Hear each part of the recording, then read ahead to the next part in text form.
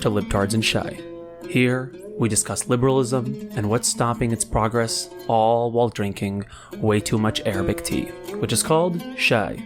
So, come on in.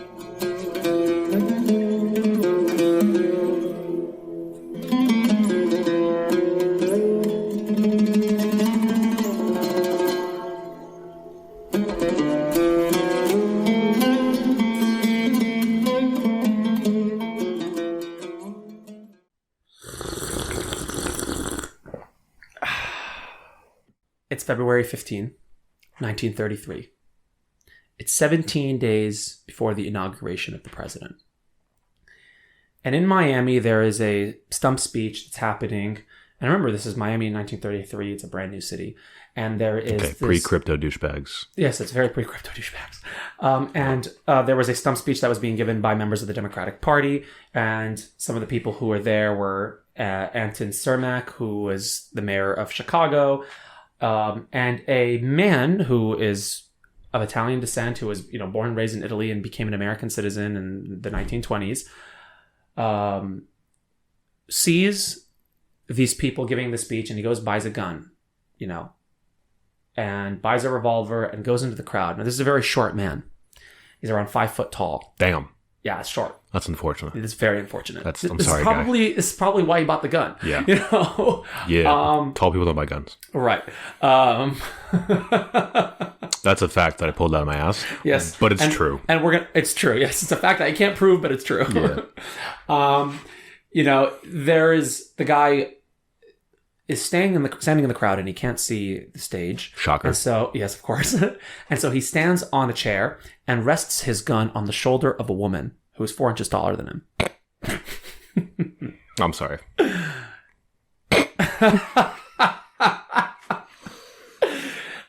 I'm building up to the story. This man's about to kill somebody and we're just dying of laughter because he's short. Poor bastard. Sorry, what are you, 6'4"? I'm 6'1" or 6'2" or something. So he's walking through the crowd and he sees people's asses, the small of everyone's back. Rests his gun on a woman's shoulder. Go. He aims his gun and he shoots the first one clean off. And then people grab his hand and start tackling him. And in the fury, he shoots wildly 4 more times. So 5 bullets were fired. And in it, he hits 4 people and he kills the mayor of Chicago. He kills Anton Cermak. And he's arrested and he would be executed, a month later. Why do you want to kill the mayor of Chicago? He didn't. Say what? The mayor of Chicago wasn't the target. Oh, you missed? The intended target was the newly elected president of the United States, Franklin Delano Roosevelt, who sat right next to him. And the reason he missed is because he was 5 foot and he stood on a wobbly metal chair. If that chair wobbled, or if he was a little taller, or if he just got lucky and landed the shot, and FDR died, his vice president, whose name is John Nance Garner, would be the next president of the United States. And John Nance Garner is, you have to remember, this is the Democratic Party. You had some of the most economically liberal Democrats in the North, and you had Southern Democrats, and he was a Texas Southern Democrat. And his entire political ideology rested on the sole opposition of a series of bills that would be known by historians in the future as the New Deal. If that chair didn't wobble... VP opposed the New Deal? He vehemently opposed the New Deal. If that chair wobbled, or if Zangara was a few inches taller... We don't get New Deal. We don't get the New Deal. We don't survive the Great Depression. We'd lose World War II.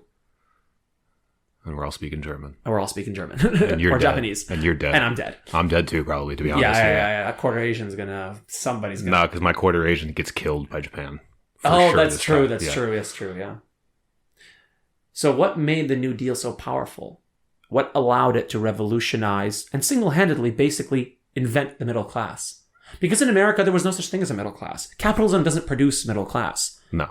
It's capitalism with a very intense amount of... No, it's a rat race to the top. Right. It's an intense amount of regulation coupled with capitalism that produces the middle class. And so before the 1930s, America was basically poor farmer, poor child worker or poor factory worker, and then Carnegie. Ostentatiously wealthy. Carnegie, rolling their cigars in $100 bills. Right. Slapping their manservants with stacks of cash. Right. A $100 bill, by the way, was worth What, $1,000 now? Yeah, probably more. It's crazy. They're smoking $1,000. Yeah. That's crazy. Yeah.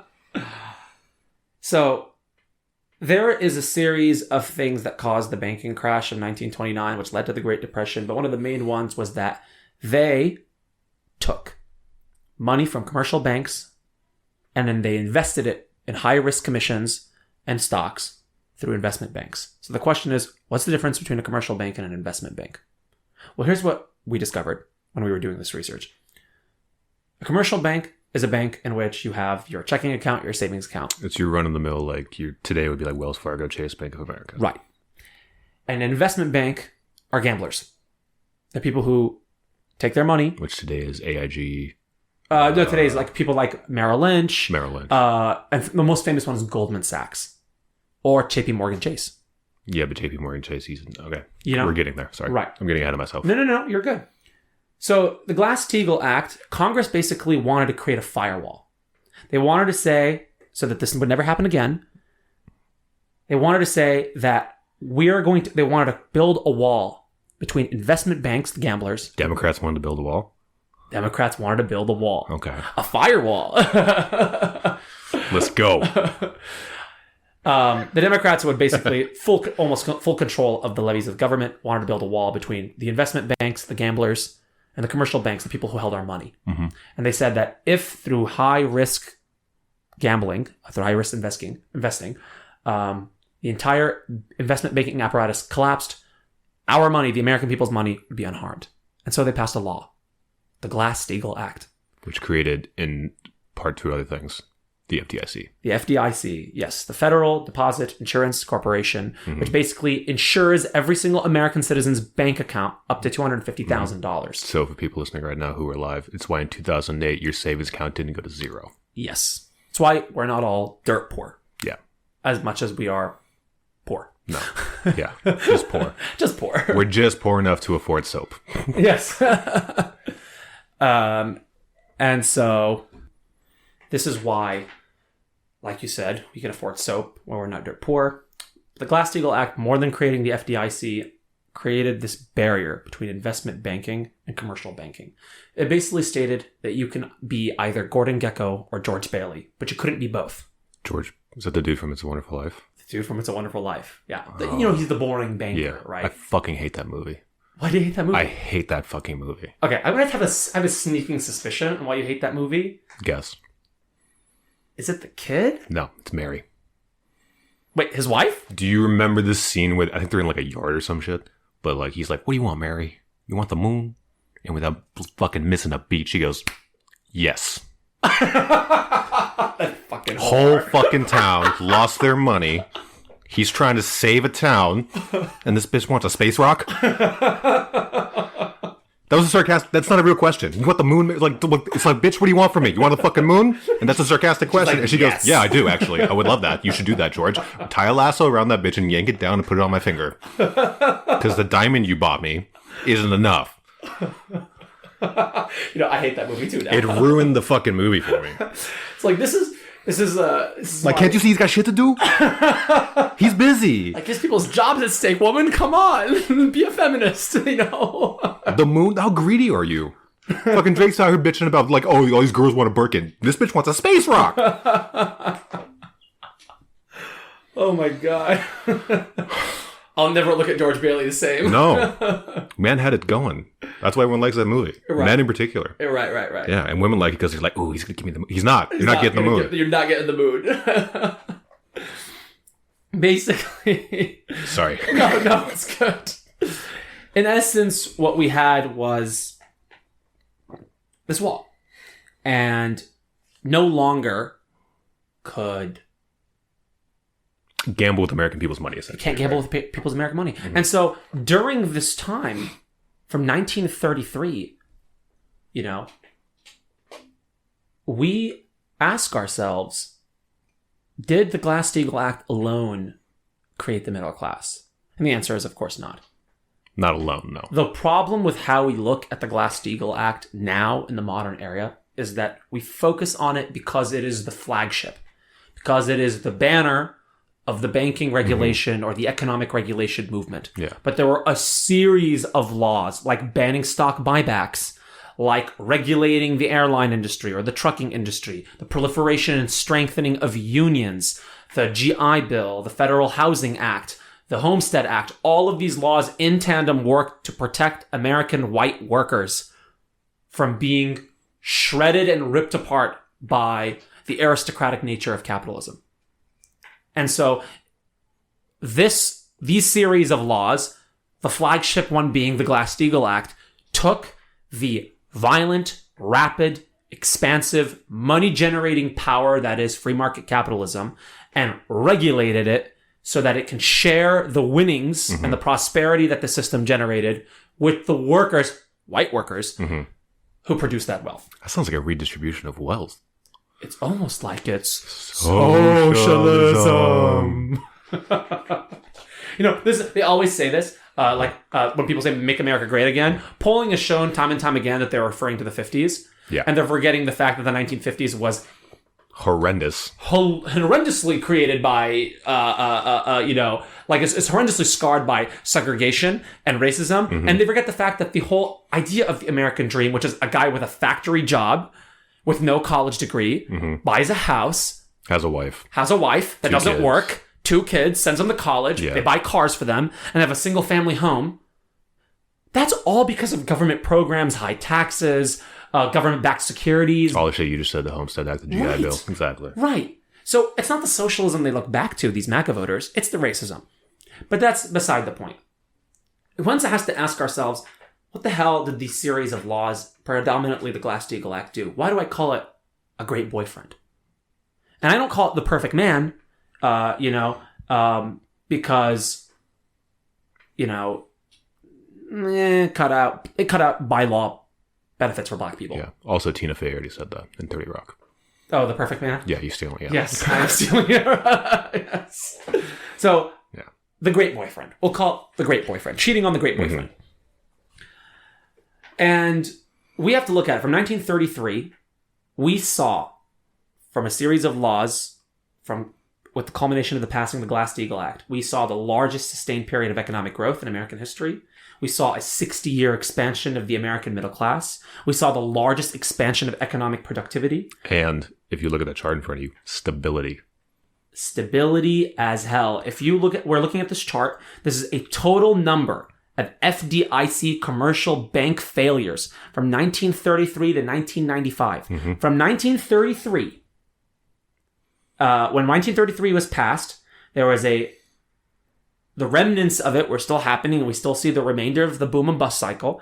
And after 1935, 2 years after the culmination and the full enforcement of this bill, we see virtually no major bank failures for 50 fucking years.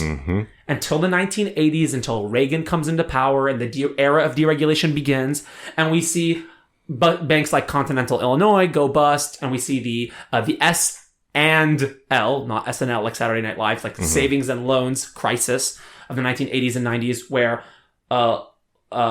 basically loaning companies are purposely, because there's no longer regulations to prevent them from doing this, purposely giving out loans to people that they know cannot pay it back.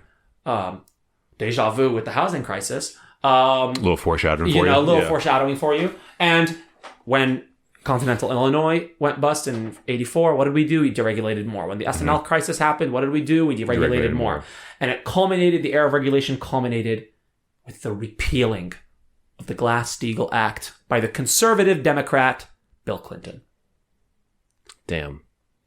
That is, we, in this time period, won World War II, created the largest, most dynamic middle-class economy on Earth, put a man on the moon. In the history of mankind. In the history of mankind. We put a man on the moon, and we put a computer in every single person's house. And what did we do to this great boyfriend? We cheated on him. And we repealed the Glass-Steagall Act. And what's tragic is that Carter Glass, one of the guys who's named after the founder of this, is also the founder of not just the FDIC, but also the chief architect of the Federal Reserve System. Oh, that little thing. That little thing, which basically governs your life. So this is the man's, life's work was basically to regulate the titans of industry in order to allow the government to share the prosperity with the American people who helped create that wealth. So we don't go back to those dirt poor factory workers. And those children. Who don't have fingers because they have no rights and they're forced to work. Kind of like in China. Yeah. Hi. Do you have an iPhone? Are you looking at it right now? Did you jerk off to some Pornhub with that iPhone? That was made by children. Aww. I could probably Uyghur slave labor now. Yeah, but you just like shame bonered so many dudes. Oh, I know, including myself. I mean, it's we're all kind of ruined that for me. I'm not gonna jerk off for like a solid 18 hours. Now. I know. My head hurt days. Yeah. And then I have to go back and be like, oh, he said hours. I'm a man. Sorry. This system worked. It fundamentally brought about an insane level of prosperity from 1880. Again, 1880. So 20 years after the Civil War. From 1880 to 1933, we saw a boom and bust cycle with major banks on average of around 12 years. From 1933 until the beginning of the deregulation era in Reagan, no banking failures among the major banks in America. Zero. Virtually nothing. And then after. Literally nothing. Deregulation starts in the 80s. Shit goes bust in 84. 87 too. And 87. And 92. And then you see and 92. And then the dot-com boom. Housing market crash. And then after Glass-Steagall is officially gone, what do we see with banking systems? Major mergers. You had Manhattan Chase and JP Morgan. Now you have JP Morgan Chase.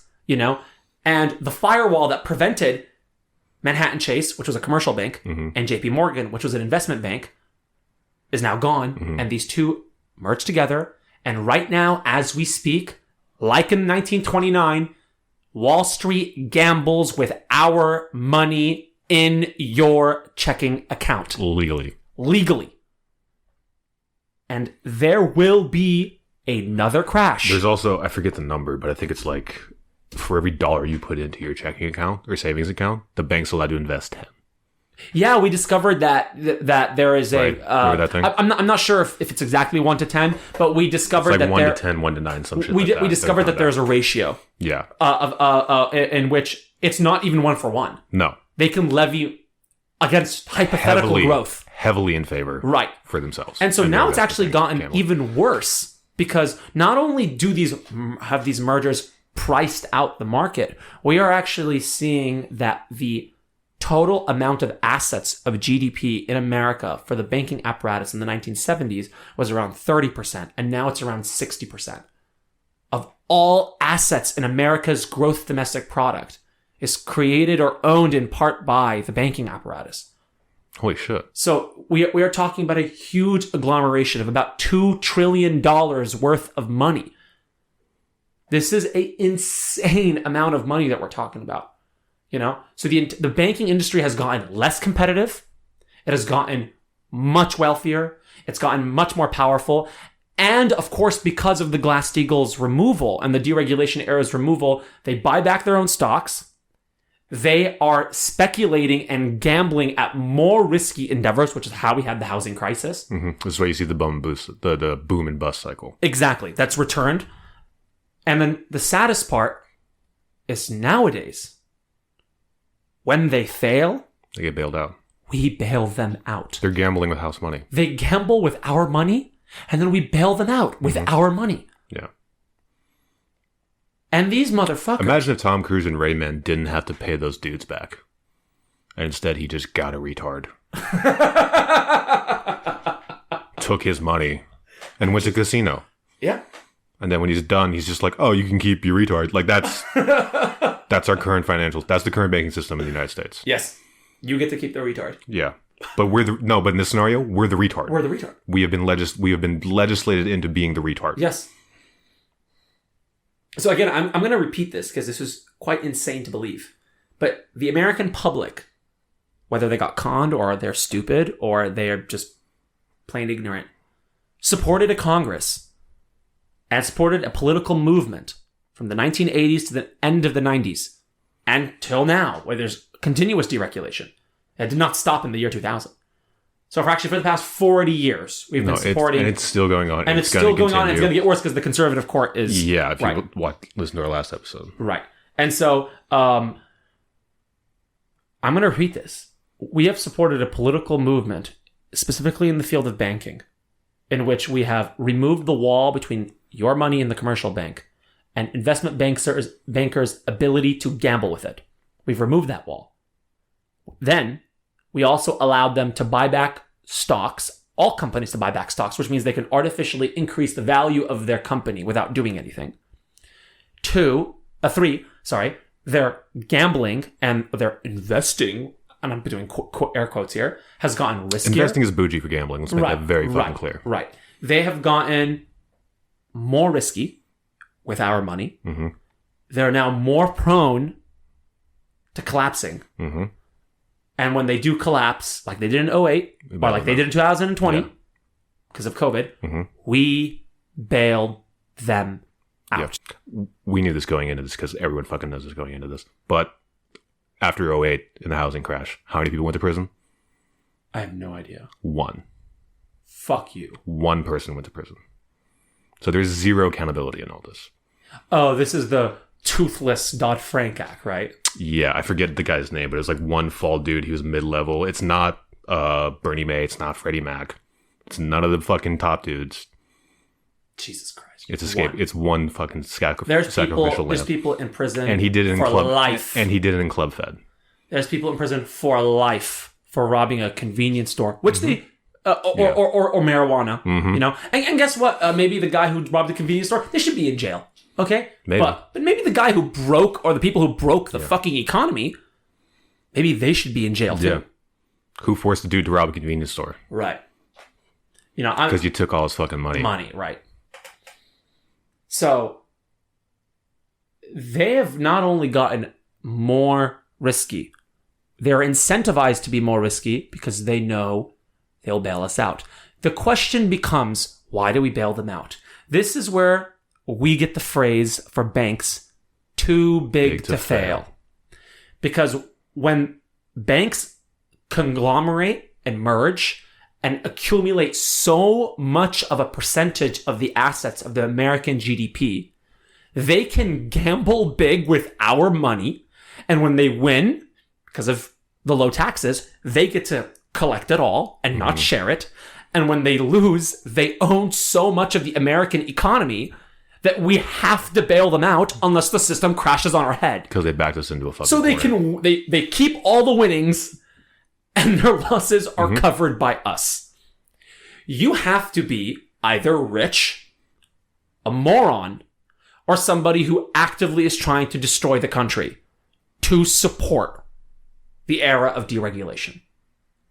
There is no other way. This cannot even remotely be logically debated as a tool for social good in America. Virtually all of our problems in America are linked to the era of deregulation when it comes to banking. And the culmination of that is, of course, the eradication of the Glass-Steagall. So we have these companies becoming so bloated that they have the ability to kill unions, lobby the government.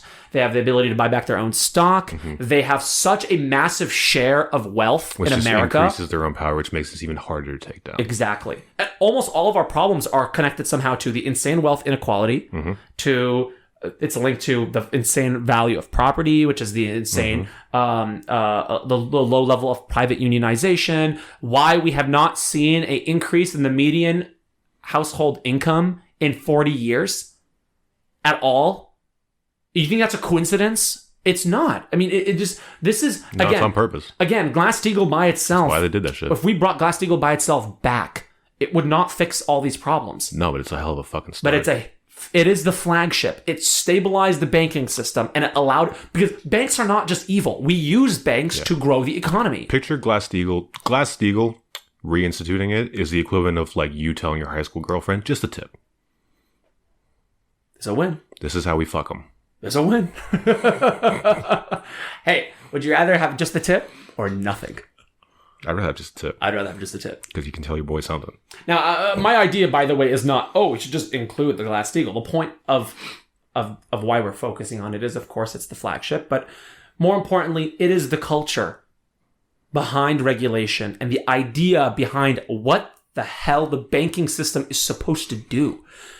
The New Deal reinvented the role of the bank. It basically stated that this is an enterprise that holds people's money securely, leverages that money for the American people so that they can buy homes or buy or start small businesses. And three, it's completely segregated high investment gambling, for lack of a better term, from There is that no better money. term. That's the exact right It's word. gambling. It's separated. It's the exact right It's word. separated Wall Street speculation and gambling from our money. There is no real political action plan to bring this back right now. You just have to obviously keep voting. No, it's not even in the mainstream liberal agenda, to be honest. This is not even the point of why I'm talking about this. I'm talking about this because banking is boring. Taxes is boring. Yeah. But you are 100%, your entire life is fully dominated. Your prospects for a job, your ability to buy a home, your ability to pay for your health care, your ability to secure yourself in the future as a human being, as an American citizen, is completely determined by how banks are allowed to operate and how they are regulated. The boring shit matters. The boring shit matters. And we don't notice when they get rid of the boring shit because it's boring. They take advantage of that. They 100%. absolutely take advantage of our willful ignorance on this. Right. And there has been, I want to spend a minute on this, but there has been a disingenuous attempt by conservative people to look at data, like when they look at the number of FDIC commercial bank failures and say, oh, look, it was repealed in 99, but you could see these problems happening in the 80s. Yes. If you isolate the Glass-Steagall Act by itself, it's not as important. It's that it came with a series of legislations that started getting chipped at in the 1980s. And even when they were in administrative power, the Republicans chose to not enforce certain laws. You know, so this is a cultural problem. But America's greatness for white people, America's greatness. Yeah, huge asterisk. Right. It always has to be that asterisk. America's greatness was the post-war years.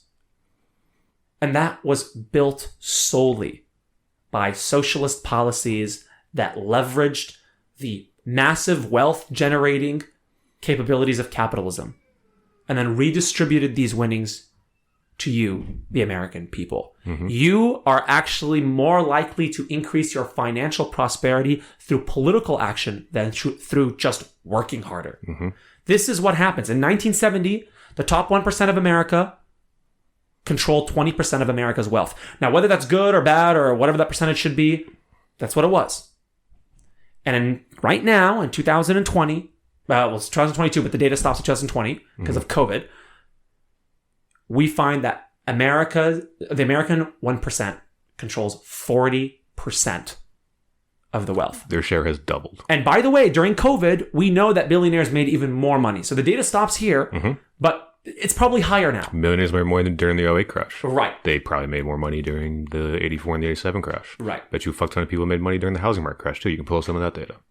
And so if you look at like the overall growth of the stock market from like 1920 to now, it's only gone up. There's been little dips. Right. But it's only gone up. In general, it's only gone up. We have plateaued. And in recessions, they make more money because cash is king. And they have cash.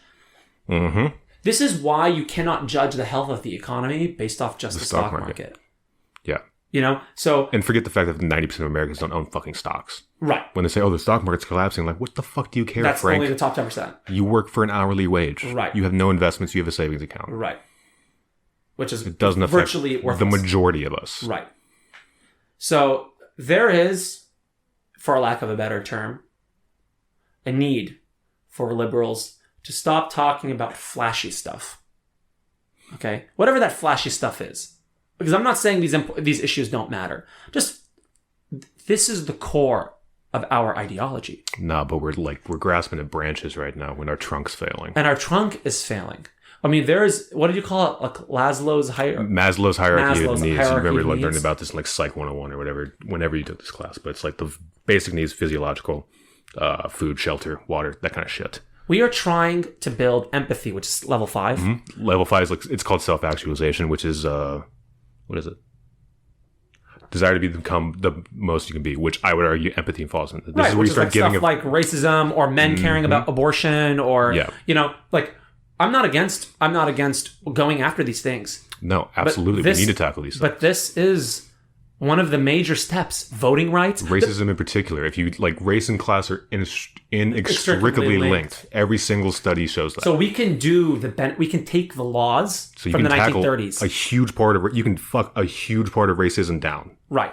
By tackling this shit. And never even using the word racism. Why do these laws not help black people? They banned them because by name. We banned them. We banned them. The GI Bill banned black people by name. The Federal Housing Act, the Homestead Act, all these policies ban black people by name. Yep. So if we can repeat the New Deal policies but include all people, we can address racism on an economic level. We did it already. We just didn't include everybody. We just didn't include everyone. You know? And we cheat. This is what I mean by we cheated on the greater boyfriend. Yeah, so on the great boyfriend. And so we have a situation where we're coming to an end, and we're talking about banking, we're talking about regulation, we're talking about stuff that's boring, and we're not giving you much of a solution other than you have to vote. Which of course you have to vote. You absolutely have to vote. You absolutely have to vote. But this should be the crux of the entire movement. It should be the big 5. It should be higher wages. It should be unionization. It should be voting rights.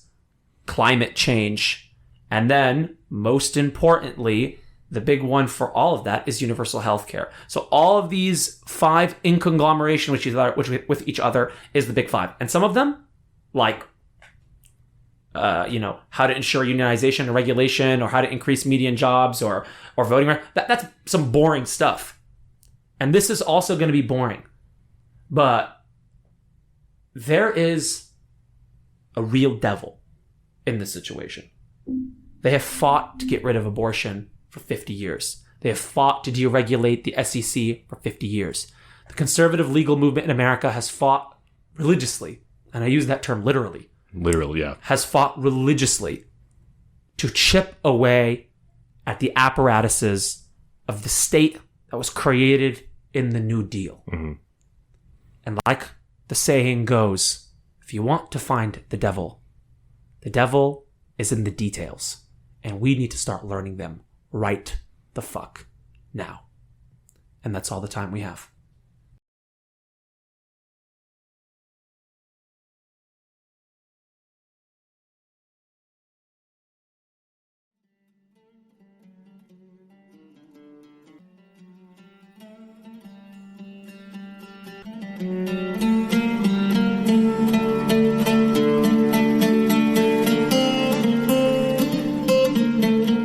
Been Libtards and Shy with Max and Monsoor.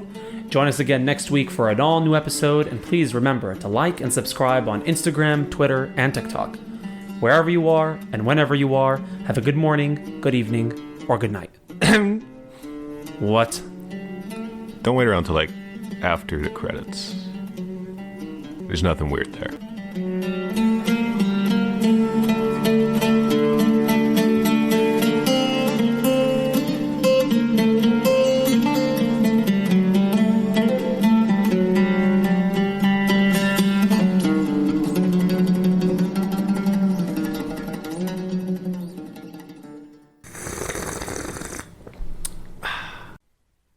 If you're a 5'7" ginger dude named Chase, fuck you.